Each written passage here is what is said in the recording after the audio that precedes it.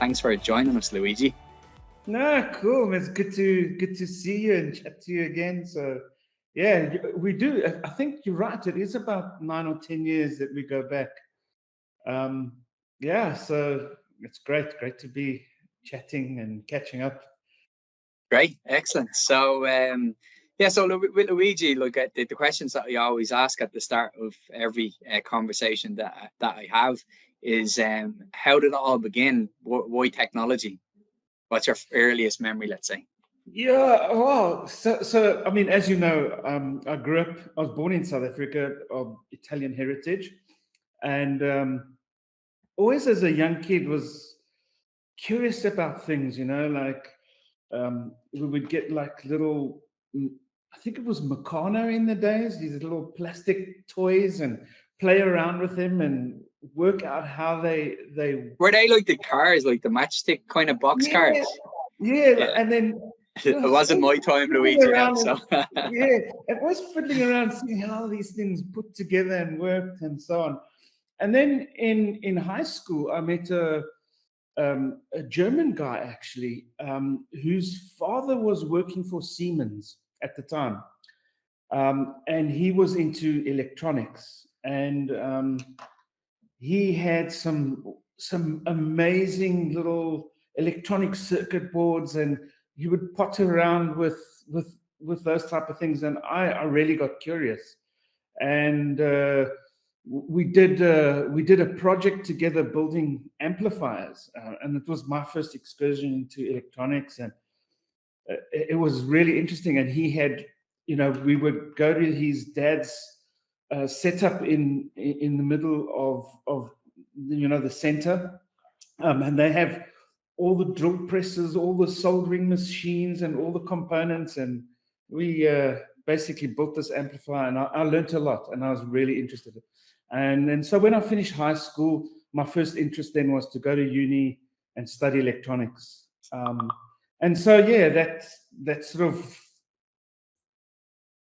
of went down, and basically, so the uni thing didn't really work out that well. So I went to almost like a technical college, and in the technical college, we concentrated on more the practical side of electronics, and that's where my sort of main interests were. I finished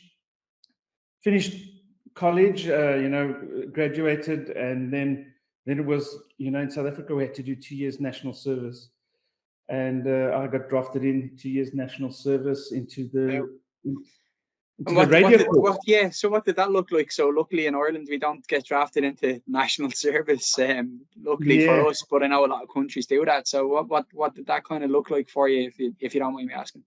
No, I mean, so basically once I finished my 4 year, it was basically 4 year, it's equivalent of a BSc engineering degree.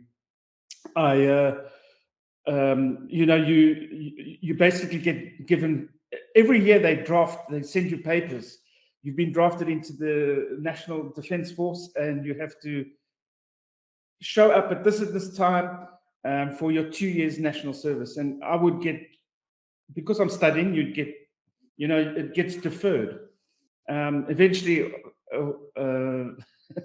after the 4 years, now I have to go, so I was fortunate enough. If Elvis had to do national service, I suppose, then they couldn't bypass you. You've done enough university to try bypass, but and you done that for a couple of years then. Yeah, 2 years. So I was really fortunate. I got drafted into the Signal Corps, and so we were involved in setting up the communication for battalions and that type of thing, all different types of communication devices, and some sophisticated ones where they had radio hopping and sequencing, in order to prevent people from eavesdropping and all that type of thing. So it was really, so that also got me very interested into communications, radio, that type of technology. And some of these were also programmable. I mean, in those days, we're talking in the, early 80s. And so that got my interest up in software as well. You know, how are these things programmed, and how were they? How did they, these embedded controllers? How did they get there, and that type of thing? So how do they signal to each other? How is this the invisible line? How does it actually work? Yeah. So once I finished that, the 2 years national service, I managed. I think because of me studying and that, I became an officer. So I had I went down the officer sort of route, and as lieutenant and whatever in the defense force. So I had a real cushy. I mean, I would stay at home every night and take a bus into work every day. So it was basically like a normal job. Wow. all my friends were really, they were saying, you know, you hit the luck there, Luigi. You know, you landed where you were meant to land. So so you were comfortable and enjoying life where you were. So what kind of kick started you back into where you landed? So then obviously in that time, we got married. I met my wife. We got married, and it was now time to look for a job. And my first job was with an electronics company that did. It was amazing, and it was an electronics company that did military systems. So basically, radar systems for aircraft and that type of thing. Yeah. But the work that I got involved in was with developing software to test the different devices. And that was really, really cool, really exciting. You were testing. So did you have to create that framework from scratch? Did you have to build that whole system from the ground up?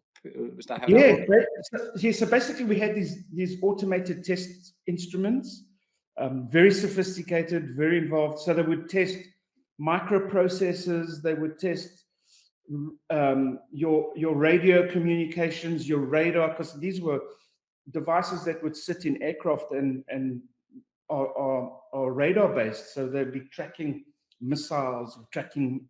They can't be compromised. So it's a high level of 0% failure, basically. Yeah, absolutely. And so I had to learn from basic digital electronics to really sophisticated radar, RF, high frequency, how everything gets glued and put together. So that was a great learning curve, and that got my interest really with the whole software and software development, because we were writing programs to test all the hardware.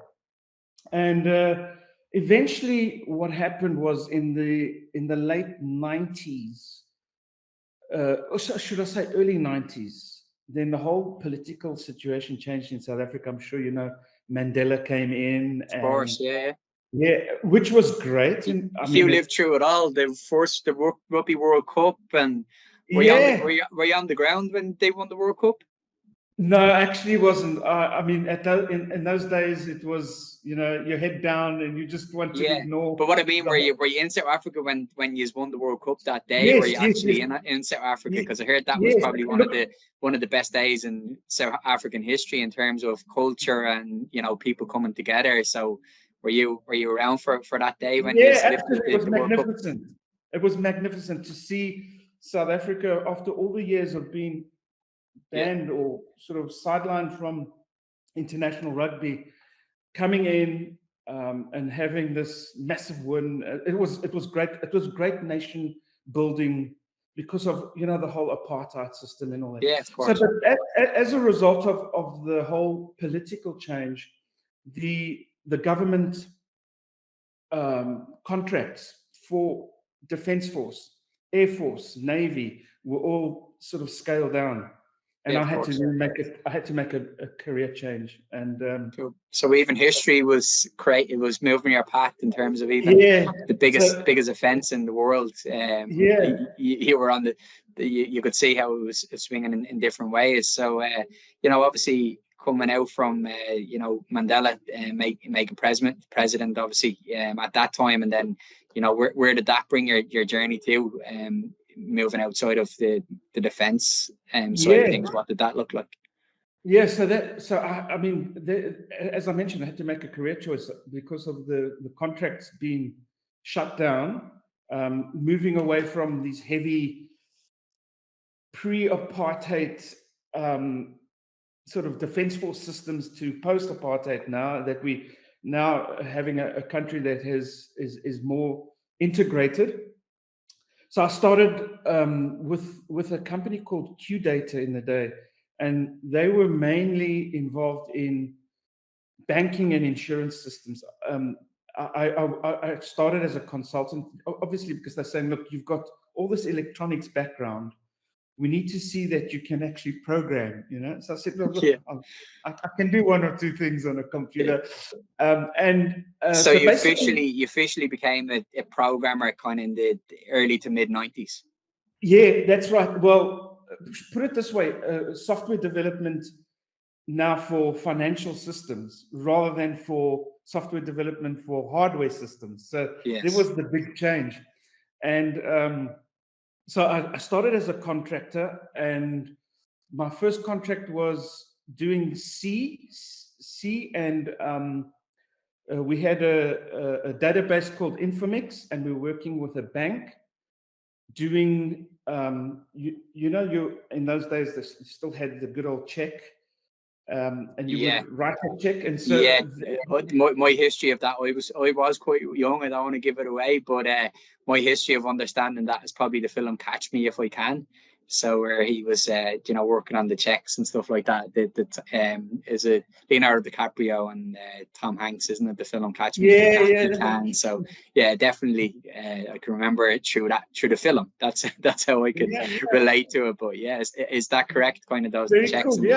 Yeah. So basically, what we were doing is, these are checks that were at intercompany. So from one company to another, or from company to a bank, and they were high value. I mean, you're talking 60, 70, 80 million upwards of value, you know. And so we would image these checks. So we had a very fast image scanner, and then you'd have this image come up, and we'd write the software to index that image, i.e. signature verification, check the date, check the time. So that's similar to like what we were talking about, Catch Me If You Can. You were trying to authenticate those checks to make sure that they are 100% legitimate. Detecting frauds, detecting bad signatures, or that type of thing for the banking systems. And then at the same time, because we were on the cusp of technology, the image indexing was very, very big in those days. And so we would then be saving the bank thousands of euros on those, I mean, in those days, South African rands, but in that we were on the, how can I say, almost on the leading edge or bleeding edge in those days of being able to detect a fraud, or in other words, help them in detecting the fraud, and then they would then be able to save a lot of money, and also bank the check earlier than other banks, so they would be gaining on interest. So it was a great step. So from there, it just sort of escalated, and then went on to other banking systems, and then started on insurance, building insurance software. I do know your story in quite detail as well. So how did you land then in Italy, I suppose, the motherland as well, to your family and ancestors as well? So how did you land in Italy?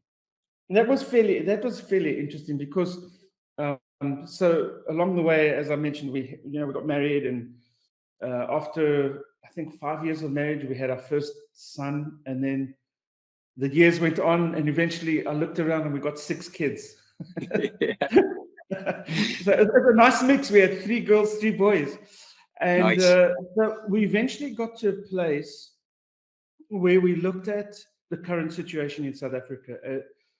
Financially, to be honest, it just wasn't going to work out because of the fact you got 6 kids. We were looking at about 30,000 per annum per child at university. And we just said, look, this is You not need to get going to into work. you need to get into a better system. Yeah.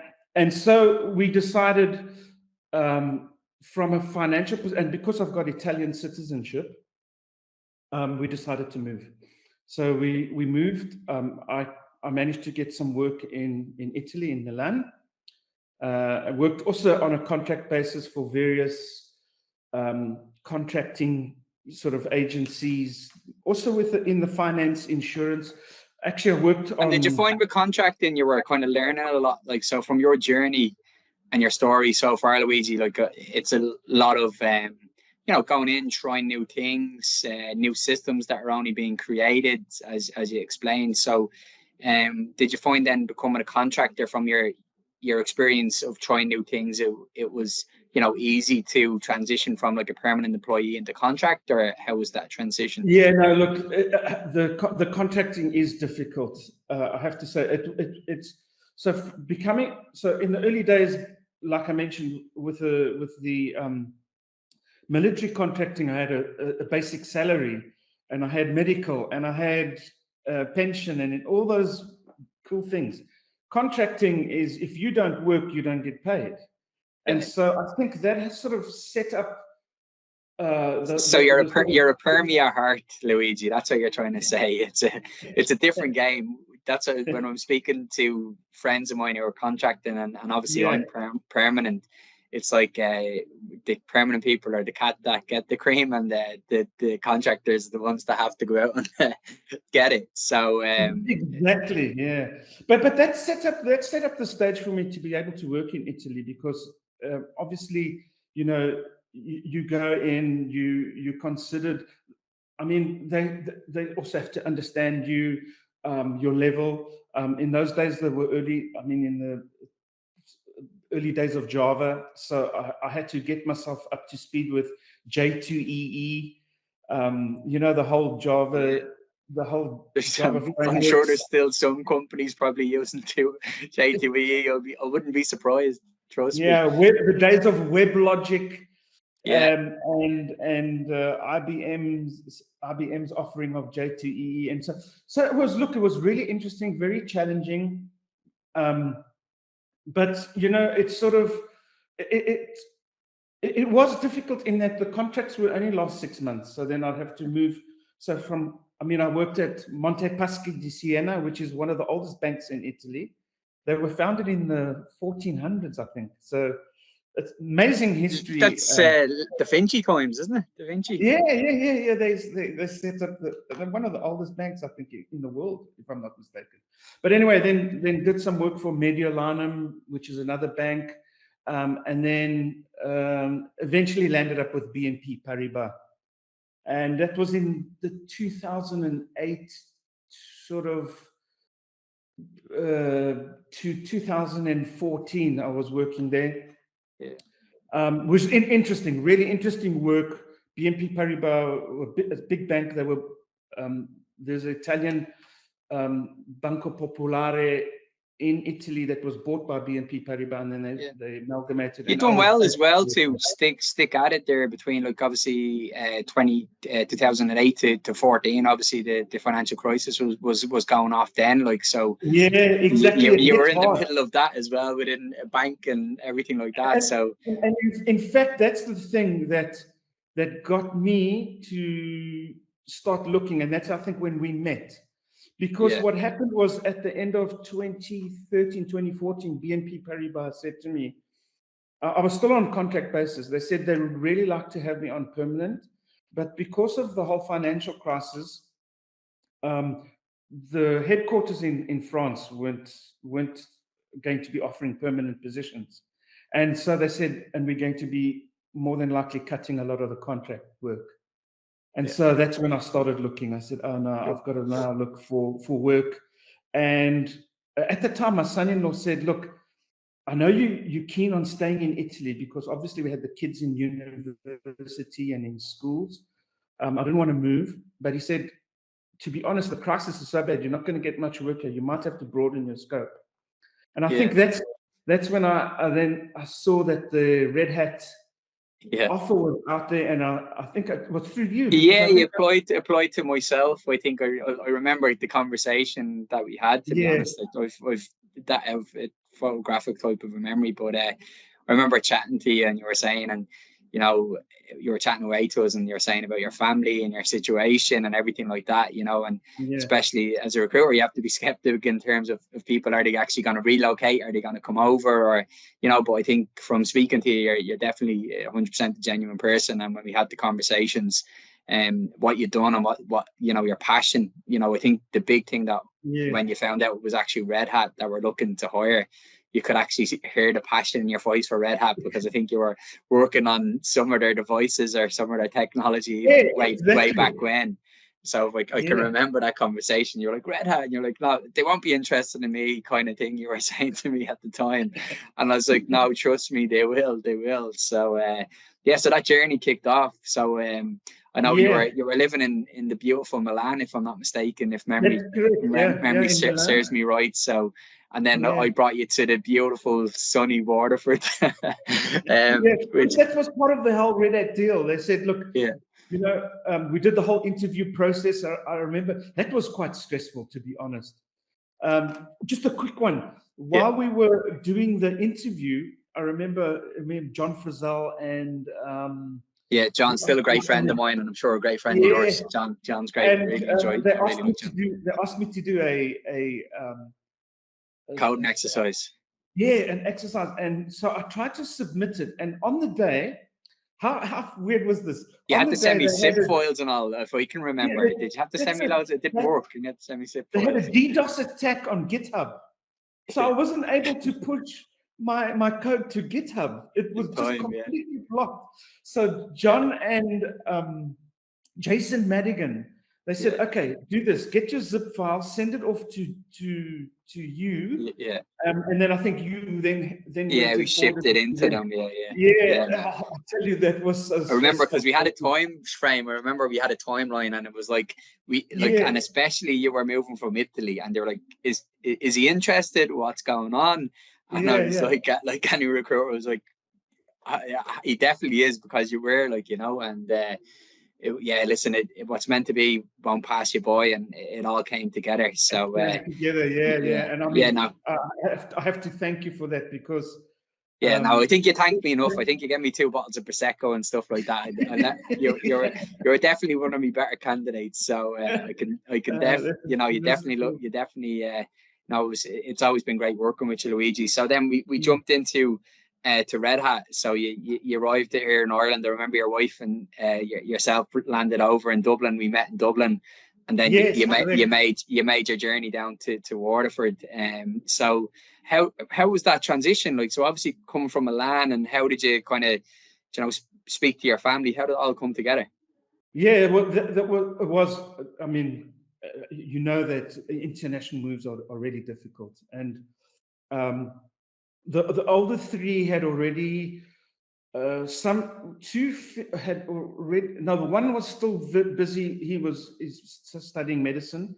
He was at the University of Milan, and so we had to leave him behind.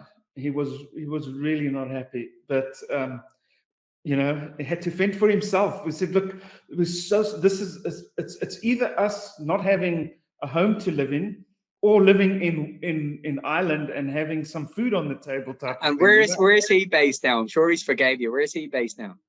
Yeah, he's really done well. He's doing his what is the consultancy? So in other words, he's becoming a surgeon. Well, he is a surgeon at the moment. Ear, nose, and throat. I don't think your decision moving to Ireland affected him at all. No, he might bring it up around party time, but no, it didn't affect him. He's going to be a surgeon. He's really grateful for it. In that he had to fend for himself. He had to start doing English lessons to get money to be able to pay for his rent and all that type of thing. So it was a life-changing experience for him. But he's based in Cornwall. He's based in the UK, didn't he? And did he move to Ireland? Did he come to Ireland and do some studies in Ireland at some stage? No, it was always the UK, wasn't it? No, he went straight from Milan, and he's first job was in Belfast, funny enough. Yeah, that's. I knew he was in Ireland at some stage, well, Yeah, Northern yeah, yeah. Ireland, but Northern Ireland. Yeah, yeah, yeah. So his sort of foundations, his 2 years foundations were done in Belfast. Yeah.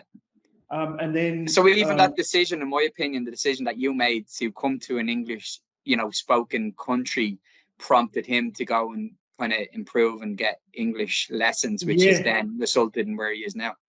Yeah, absolutely. And the nice thing is with the qualification he got from the University of Milan, he could go anywhere in the world, really, especially US, UK, Australia, the sort of English, because they had a great rapport with the University of Milan. So it was great. So he doesn't regret it now. Because that's what I'm interested in as well, as the trickle effect, because a lot of people, probably say about my industry and what I actually do, but the passion and why I still do what I do and still be an agency and not be within, in-house recruitment or anything like that is, it is a bit, I don't know, tacky or whatever way you want to say it, is like helping people, like, because that's us at Hayes and that's what we always talk about every month. It's not about, what we've generated in terms of fees and everything like that. We talk about how many people's lives that we've changed, and as I said, it is a bit tacky in that sense, but we are I'm passionate about that, and that that's why I wanted to talk to you, because I do love your story, because we've spoken about it previously before. So so that was your son coming over. So then, with the plan for the rest of your family, you came over to Waterford. What was that transition like, landing here in Ireland, and how did that go? Yeah, so the younger three basically came with us. One moved on to Glasgow University to study digital media. One, she got her honours degree at SET. It's SET now. Hey? That's at Waterford, and she actually also started working for Red Hat. And then moved on from Red Hat to Microsoft. And the other one also did an internship at Red Hat. Funny enough, and then she's more arty and she's more into digital design. Cool. So how many of you were in Red Hat at any stage? Is it 3 or 4 altogether in your family? Four of us. So and representing the 4 hats on the wall behind you as well. Exactly. One's mine and the 3 were the others. So, and my son is still the oldest, Gianluca. He also finished off at SET, got his honours, and did an internship with Red Hat. And is now working permanently at Red Hat. He works on the RHEL 8, RHEL 9 images on the image builder team, and he's on a very interesting project at the moment, a very high-profile project within Red Hat on RHEL 10. So all. To be honest, I think the move to Ireland sort of set ourselves up for the focus on how good and wonderful Red Hat was as a company, and obviously meeting you. And then also the other sort of gem of the tale was the story, should I say, was that my son-in-law, Marco, who married my oldest daughter. Yeah, I had him on the series already. I spoke to Marco. Yeah, and he was looking for work because things in Europe were getting bad. I think we placed Marco as well, didn't we? Yes, you did. You got him over into Ireland, and he got a job doing Service Bot. A Service Bot. He did really well. Yeah, and he's also, now they've moved to Belfast, and he's now CTO of a company doing financial systems and payments. So So the move to Ireland was a good one for our family, for all of us, actually. Yeah. No, it's a great story. It's great looking back, and especially I'm sure it was crazily scary for you, because you were established in what you were doing. You lived in South Africa. You moved to Italy. Your children were set up well in the university. And I'm sure it was a very, very scary decision for you both to make. And it's great to look back and how successful has been, in everyone's opinion, and what you just said there. I'm sure there's obviously challenges along the way. and then came another opportunity. So you're wearing red hat. I don't know if we're allowed to bring it up or not, but I know another opportunity came up to manage and to lead another company based in Waterford, which we knew the guys quite well, and you joined Kieran and Mike and the team there as well. So how did you find then the transition of moving outside of Red Hat? Because I know at the time we're looking to incorporate a lot of the Red Hat type of software and try to move that business into a more enterprise-led software, which was coming from a PHP software into that was going to be a challenge in itself. And I think you're a guy that, in my opinion, likes to take on that challenge. And we'll delve a little bit more in where you are today and what you're doing today. But how was that transition? How did you like working there? Well, again, I think you and I were chatting, and I think you pinged me one day and said, listen, you've got this really interesting big challenge. Do I know of anyone who would be interested in architecture, heading up a sort of carte blanche type of setup, they hand over the keys to the kingdom basically and implement new technology. And I walked away from that and I said, wow, that would be one mean challenge. That's me. And, I do know someone. So you planted the seed there, and I think it was I think we did everything through you as well, through the agency. Yeah, we had a chat. Yeah. And then don't worry, I don't take people out of my customers just to put that there. You were well. The process, everything was fully finished on that end. So it was years later. It was years later. But yeah, no, like generally, like you knew a lot of people in Waterford, and I think that's the same with yourself and Marco. When you go to a place, you run events. I know Marco was running events as well around serverless technology, and again, you've been very helpful in terms of your network. Anytime we get something good and it was around Waterford, I used to always reach out and just say, do you know anybody? It could be, potentially your daughter or son-in-law or something like that. So you've always been really good at referring people to me. I don't think I've thanked you enough for that, but no, I need to thank you. So you've always been good on that front. So anyway, you moved on to working with Kieran and Mike, which for me are genuinely unbelievable people. I can't speak more highly of the both of them. They're really genuine people, as I said. So what was it like working and driving that technology change? It was a great challenge because of so when I joined Red Hat initially, so all the great Java knowledge that I had was basically, I had to make, and that was also a big one, I had to make a massive change, and it took me a while. We moved from these massive Java monoliths to microservice architecture using Node and Node.js, which was a complete different paradigm shift for me. So I had to learn Node, I had to learn the intricacies of Node and Node.js, and and so with all the microservice OpenShift Kubernetes experience that I gained, I applied that in Agora, with Threefold.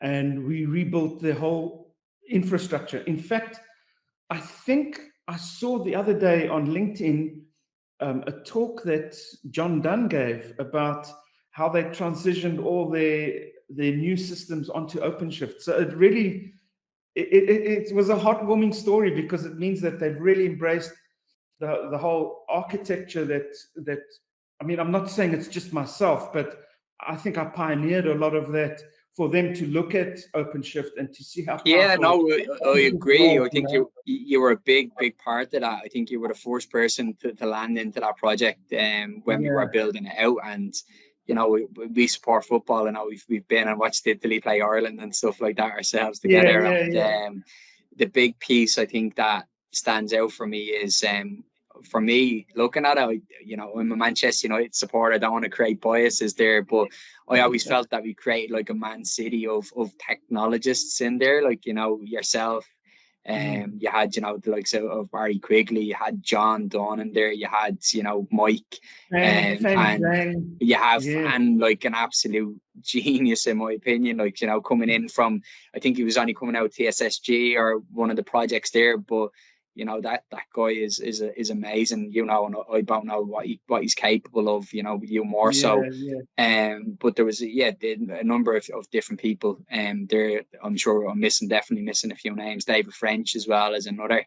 That you've worked with. Sorry, he wasn't in Agora, he was in Red Hat. But what I'm trying to say is Waterford is a hub of really great technical talent. And looking at Waterford as well, like if you look at some of the top CTOs and top technologists in the Irish industry now, they've come out of WIT and the TSSG program, which, if people don't know, like TSSG was, you know, a program where the top students or top people in technology would spin out and start working on real life, real time projects, and working with different technologies. And it just set up a really great foundation for those people to go on and do amazing things, not just on a local scale, but a global scale. So I think, you know, if anything, universities and governments and stuff should definitely be looking at programs such as that, in terms of moving the dial forward. So I know you went in and you changed everything in Agora, and you had a really great time there. I know that the pandemic hit and you decided to go on your travels once again. So you ended up I think it's like with everybody, that the pandemic caused pandemic. And I think for me it was, I think we got to a place with Threefold that they were happy with the microservice event-driven architecture that OpenShift offered. And I think I hit a plateau because we had implemented various systems and they were happy with it. We implemented in Golang because obviously Golang is a really cool, simple sort of functional programming language. Basically, Kubernetes is written in Golang, and OpenShift is written in Golang, and Docker is written in Golang. So it became the basis for all our work that we had done for Threefold. But then I just decided, after the pandemic, you know, I'm craving the return to Red Hat and being part of the Red Hat OpenShift sort of infrastructure and culture and open source. I think that's the main thing that really amazed me. To be fair, I think the only, in my opinion, correct me if I'm wrong, I think when we spoke, and you know, I was looking to see if you had anybody within your network. I think that was probably the only thing that would have drawn you from Red Hat if you were to leave, because it was brand new technology, brand new opportunity. Exactly. You know, having the autonomy to actually implement technology without having to be, you know, told that doesn't make business sense or we shouldn't do this. It was really, you know, a technologist's dream. And I think you are, you know, at heart, in my opinion, a technologist. So I think, you know, that was an amazing journey that you went on there. And then, you know, I think definitely you're meant to be in Red Hat. I definitely don't dispute that. I think you are a Red Hatter from the first conversation that I had, how enthusiastic you were about Red Hat. So that kind of leads me into my next question in terms of discovery and, you know, when we were speaking about it. So we spoke, I think, about a year or longer, a couple of years ago. It might even been when the time you were leaving Red Hat originally. You were kind of working around quantum and quantum computing. So correct. So how did that all kind of come together? Because I know quantum is now being talked about a lot, and I know the power and how to create this. You know, I have some idea of technology, but I'm not I don't have what you have, obviously. So where do you see like quantum? What's happening in that space? What's going on there? It's really gaining momentum. I had a look in the news. IBM have just created 1,000-qubit quantum chip. So IBM are basically the leaders in the world, I think, with regard to quantum. But so it's not a bad partner to be with, not a bad partner to be working with. Yeah, absolutely. So we're in the right place. Anyway, so at that time, Lee Griffin, who's also like a senior manager at Red Hat, and got chatting to do a research program with some of the guys at TSSG and at SET in Waterford. And we set up a couple of meetings, and they said, have you guys considered quantum and looking down the quantum? And so we started, and we we were going to do went down the rabbit hole. Yeah, I was going to do like a whole research postgraduate sort of collaboration with SET and Quantum. And but then at the time, then this opportunity came up to move to Threefold, and then it sort of drifted away. But what has happened in that time, I still kept in touch with Lee, and we came up with a pile of new ideas, to the point that we have several patents that have already been filed, successfully filed at the US Patent Office. So Nice. Wow. that was really good, because it challenges you to think out the box, and because you and I have to be honest, when I first heard, oh, we should look at patents, I thought, you know what, this is out of my league. I mean, I'm new to quantum. I don't really understand the whole. It's a vast. It just works contrary to all. Yeah. All sort of known science. What do you think the impact? What do you think it's such a big question to have, and especially with AI and everything that's, we all know automation, AI in all sorts of forms has been around for a long time, and machine learning and language and everything like that has been around a long time, and it might be called AI, but it might be automation, it might be different, ways of doing things. Or different ways of actually saying what it is. So what do you think around AI? Like, obviously it's going to bring an impact to the world in the future, but what do you think, what could quantum computing bring to the world in your opinion? I think now at the moment, because of these super quantum computers like IBM and other companies are creating like 1,000, 1,500 qubit type quantum computers, the big one is crypto. And encryption and decryption. So your current systems are, once they have these quantum computers that are distributed for people to use, and like basically the home PC. If you have a home quantum computer, I think that's the end of what we know of system security. Because you'll be able to crack a standard 256-bit key within a couple of milliseconds, whatever it is, using quantum. So your whole infrastructure, from banking to insurance to military, is going to be potentially compromised. So, yeah. So obviously that's going to be a big question around securing that. So like, how do you create a secure? Because obviously, like, we're talking about AI and ChatGPT and everything like that, and how like even the experts are there, like they're learning things that they didn't even teach them to learn. Do you know what I mean? And they're reading at a pace and gathering information off the internet at a pace that is unprecedented. So I'm sure, as you said, if you have a quantum computer, how quickly they can break into that system or get those keys or encryption information, but God knows what they're reading or where they're getting it to. So do you feel that's going to be the biggest challenge in our, modern day society, is going to be around cyber and protecting, the digital currencies and everything that we have? Yeah, absolutely. That's going to be the biggest concern once you have access to sort of good quantum. And then obviously on the AI, deep learning, using quantum together with training and learning, you're going to improve your learning efficiencies. I mean, your whole training becomes completely, it's exponential. And so what took you maybe 3 months would now take you a couple of hours, And so, with that, then, just sorry to go across you, Luigi. Then, just with then security, is it encryption that would protect against it? Like, so I know there's companies that are trying to encrypt the internet and encrypt everything that moves, basically, so it's stopping, certain conversations and certain ways of getting into those systems. So, like, is there going to have to be something like, encryption at a different level that is going to stop?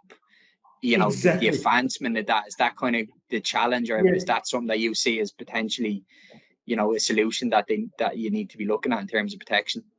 Yeah, because of the fact that I can use a quantum computer to crack a standard 256 or 512-bit key in a couple of seconds, means that the current systems that are out there that use TLS, they're basically they're useless. So the way that, and this was part of our research program at SET at Waterford, was looking at using quantum key distribution. So in other words, you use your classical channel to do encryption, but a quantum channel to update quantum keys. So you have a quantum key distribution, and it's massive. You can, I get you. So that's protecting it real time. Yeah. So basically, you use that, and then those keys get rotated every 10, 15, 20 seconds. Becomes absolutely impossible to crack. So it's a mixture of the quantum plus classical that would help alleviate the problems that we're seeing today. If a quantum computer can crack your existing private and public keys. So yeah, that's okay. You'd have to, in other words, companies would need to move to quantum type infrastructure to secure their services. How close do you think we are to quantum computing environments? I know you're saying about the chips that have just been created, but in terms of a system overhaul, listen, how long's a piece of string? I know it's that type of a question that I'm asking you, but in sense, what do you kind of think? Yeah, to be honest, I thought it was going to be maybe another 10, 15 years. But because, the biggest problem with quantum is, for example, they're using, IBM uses minus, it's abnormal type of temperatures. I think minus 256 Kelvin on some of their stuff. It's absurd. The temperatures that they need to bring down the error rates on your quantum qubits. And it's been a while since I've even looked at that. But they and as a result, the cooling systems to bring down the temperatures are bigger than what the quantum is. The qubit. So once they've solved this problem of having a quantum computer at room temperature that can run 1,000 qubits or something, then that's it. And I think I would give it another 5 years. The work and that IBM have sort of plowed into it, that they've got this 1,000 qubit chip that they've developed. How they integrated with their system, I don't know, but eventually they're going to get to a place where you'll have superconductor materials that get discovered. The likes of my countryman Elon Musk, I'm sure that he's delving into things like that, and I wouldn't be putting it past him if he's already got some solutions to. Who knows? Or he might tell people he has solutions anyway. Listen, definitely, it's amazing. But listen, I know we could have extended and so much conversations on the different topics, because I know how passionate you are. Like, after all these years, you're still very passionate, and that's why I love always having a quick catch up with you throughout the year, just to see what's going on. I know you've moved back to sunny Italy. You're currently back home and in the motherland. So you've done your travel and you've brought it back to where you are now. So always the final question that I'd like to ask the people that I speak to is, what would be a book that you would recommend, or any podcast? It can be, one or two books, but stuff that really enlightens you to technology, or that you're seeing at the moment, or people that you follow, for the developers and for people that would be listening to this. What would you say to them? What would you look at? To be honest, one of the most profound literature or books in the IT sort of sphere that I've read was Accelerate. It's about DevSecOps.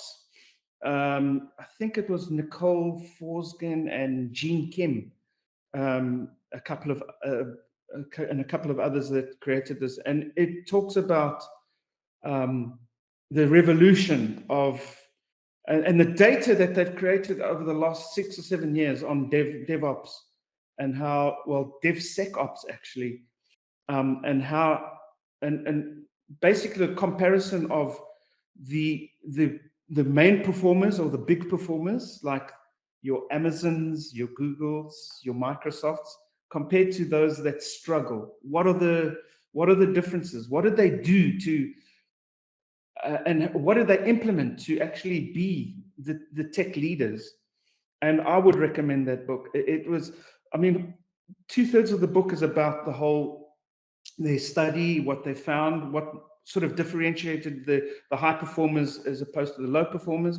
And then I think the rest of it is all about the data that they've gathered. It's all statistics and data. Really, really great book. And I used that whole philosophy at Threefold, and it really made a difference. You know, where they talk about loosely coupled architecture.